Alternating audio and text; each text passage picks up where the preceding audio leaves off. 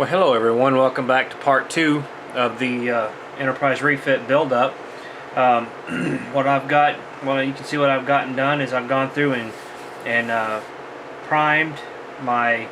I've gone through and done my adhesion promoter, and then I used a primer. And I will tell y'all that don't use the Rust-Oleum brand automotive paint primer. It did something weird to it, and I had to go through here and sand. I sanded it all, the saucer back down, and basically I had to go back through here and rescribe just about every line in here because the paint, the primer, messed it up. And I'll get that. Hang on a second.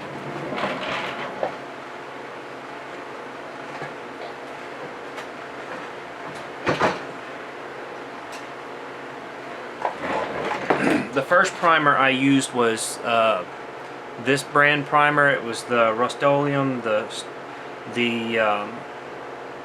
automotive primer. This was not good for.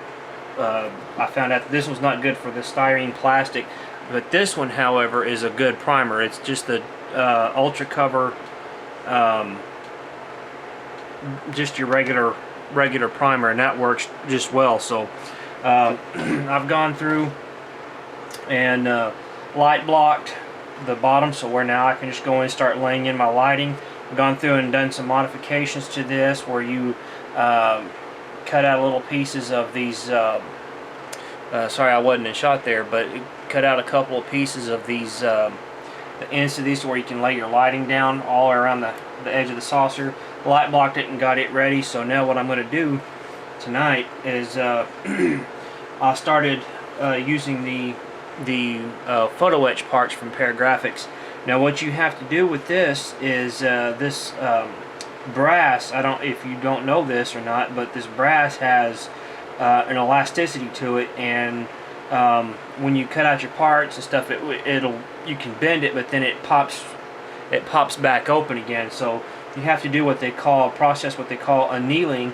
And what you do there is you take a torch and you kind of go across it here, and you'll see it kind of bubble up a little bit, and it might change a little bit of color, but that's alright, that ain't gonna hurt it. But what that annealing does is it releases that elasticity in these metal parts to where you can fold it and bend it to where you need to be. So what I'm going to be doing tonight is working on the Officer's Lounge photo etch part here.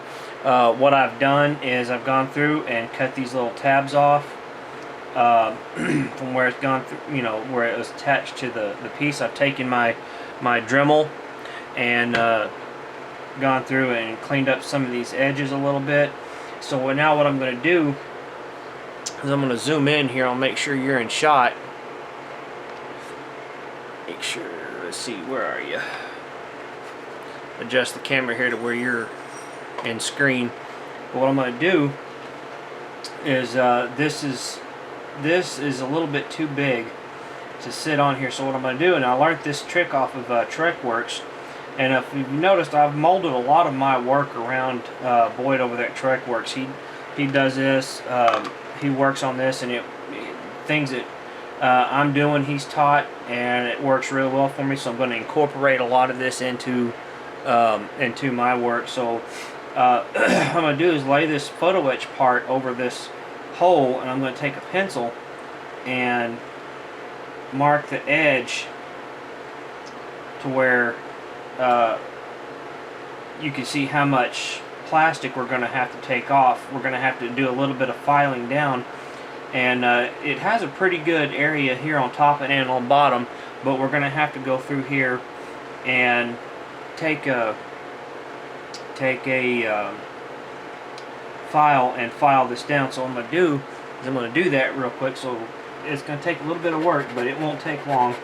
You just take your file and you start slowly filing away at it. But before I get ahead of myself, what you want to do is this photo etch part here is going to be sticking over, and you don't want it. You want it to where it's just barely laying down in the hole. So what you're going to have to do, a lot of people will just glue it on and putty over it. And sometimes you can get it to work, sometimes you can't. But what I'm going to do is I'm going to take my scissors and cut just a little bit off the ends here. Just enough to where you don't have to do a whole lot of filing.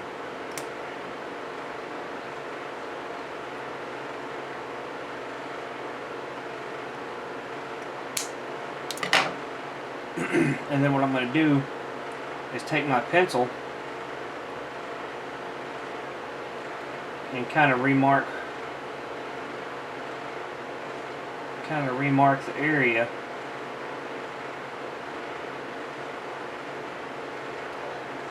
And now we have the inside line here, to where all I got to do now is just take my file and chisel away at it. And like I said, you want to get it to where it's just barely inside the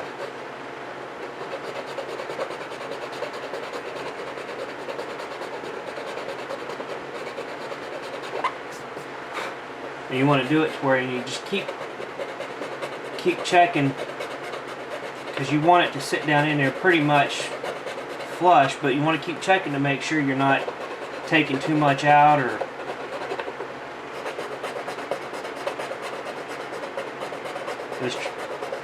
this works really well. It's got a little bit of tedious work, but you just want to kind of keep checking to make sure you're not going, you're not taking too much out. Oop, I lost my piece down in there. Alright, put that back up there.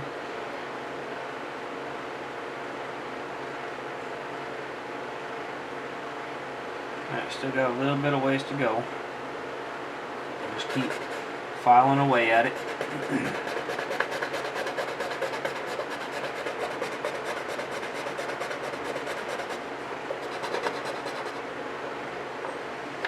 And you can get these, pick up these little hobby files at your local. I got these at Walmart. It come in a pack of 5 for about $4. Little hobby files in it.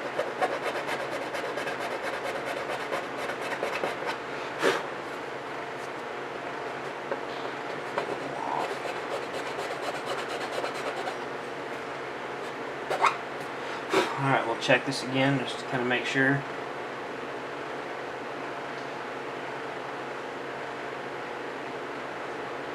Alright, we're pretty close to, we're pretty good right there. So what I'm going to do, I'm going to take some real thick, get some tape out here real quick. Make sure you want to always have a good amount of tape on hand, because it comes in handy.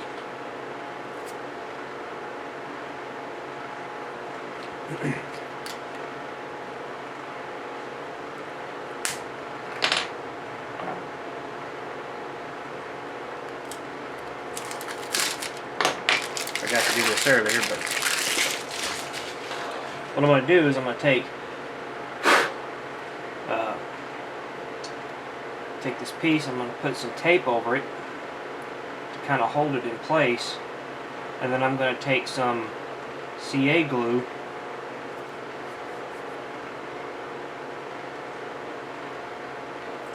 and hold it in place for now.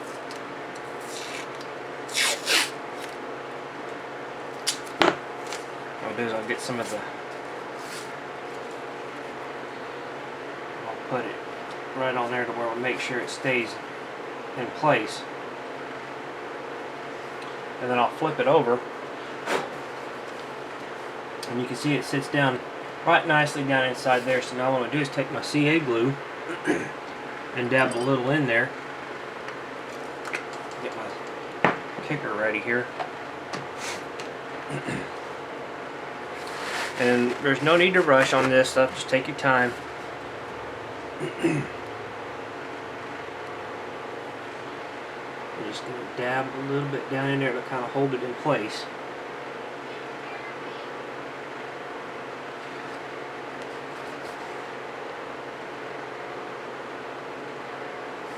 I'll wipe my tip off here. I'm going to take a toothpick if I can find what I did with them.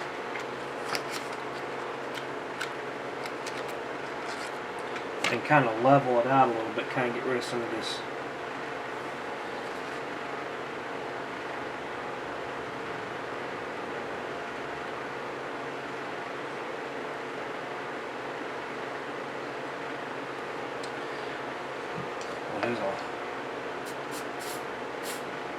here's my C8 my zip kicker here. And that should be put in place. Now I should be able to peel off my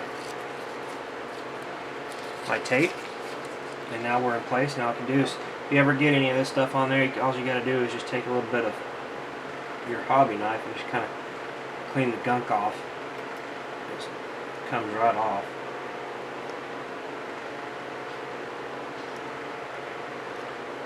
There we go.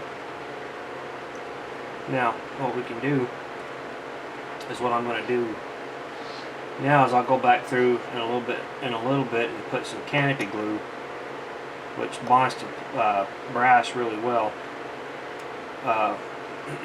What I'll do is I'll go through here and we'll do a little bit of bond filler. I'll get my squadron putty out. This squadron putty works real well. It's white putty. It works real well, and it get a little bit of dab off of that because this tube's getting a little old. I'll just dab a little bit on here to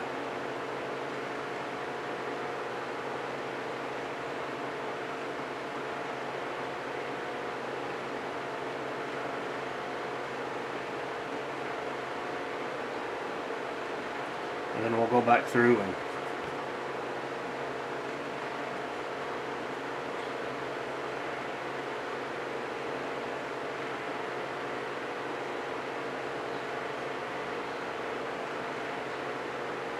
go back through and sand it down once it dries.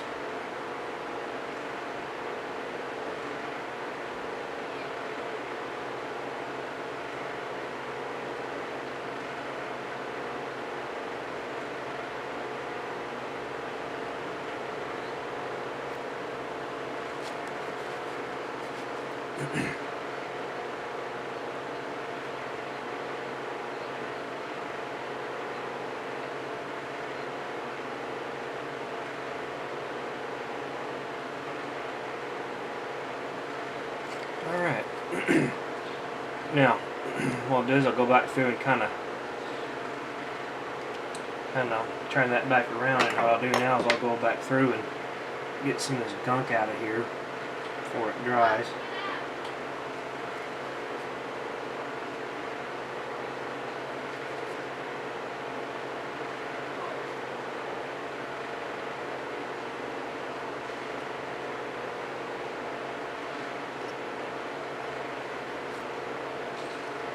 Kind of clean some of this off. Go back through and put some more on, but for the most part it's there. Go back through and dab just a little bit more on.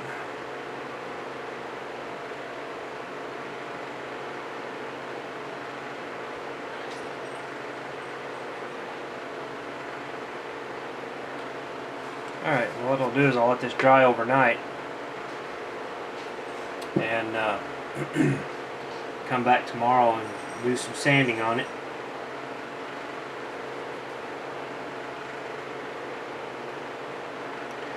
And when it's all said and done, you're not gonna really know it's there. Sand it down and make it all nice and level, and sometimes you may have to do it again. And I'll be doing this basically the same process with the Arboretum. But alright, well, there it is. There you have it on there. Got it all nice and sanded in, and I'll go back through off camera and use some canopy glue on the back side where it'll be all nice and flush. I've got through, if you can remember, let me zoom out just a little bit. Well, I'll keep you right there. You should be good right there. Gone through and added my rear bulkhead, primed it, got all my, if you remember, I got all my styrene plastic on there, and I took my sandpaper and I sanded it down a little bit, and so now when I put it down on there, you can see it's just going to look, just right. So you can see the ridge is going to have just enough up there to show. So well, alright guys, well, that's it for this video segment. Like I said, we've got a lot of work to do on this model. In the next day or two, I'll be start laying in some of the lightings, and we'll go in through there and getting the marker lights, the navigational and strobe lights, and the RCS thrusters in, and the window lighting. And for that, and I'll be taking you through that step by step. So we got a lot of work to do. The client wants us to. He bought and purchased a photon torpedo phaser board.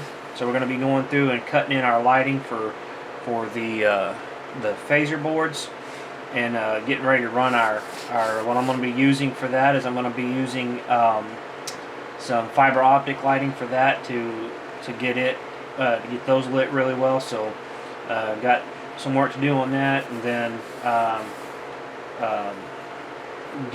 be building a box for kind of like a shadow box for the impulse crystal here, to where we can get it all lit and covered up and whatnot. So